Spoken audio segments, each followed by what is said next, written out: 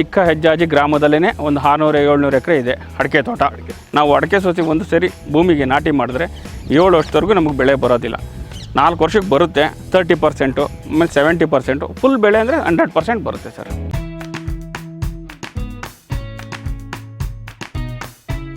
$50 ಕೋಟಿವರೆಗೂ ನಮ್ಮ ಚಿಕ್ಕ ಹೆಜ್ಜಾಜಿ ಗ್ರಾಮದಲ್ಲಿ ವ್ಯವಹಾರ ಮಾಡ್ತಾಯಿದ್ದೀವಿ ಸರ್, ಬಿಸ್ನೆಸ್ ಮಾಡ್ತಾಯಿದ್ದೀವಿ ಅಡಿಕೆಯಿಂದನೇ ಸರ್. ಇದೆಲ್ಲ ಪೇಂಟ್ಗೆ ಹೋಗುತ್ತೆ, ಗುಟ್ಕಾಗೆ ಹೋಗುತ್ತೆ, ಜಾಸ್ತಿ ಪೇಂಟು ಗುಟ್ಕಾಗೆ ಸರ್ ಇದು ಹೋಗೋದು, ಗುಟ್ಕಾಗೆ.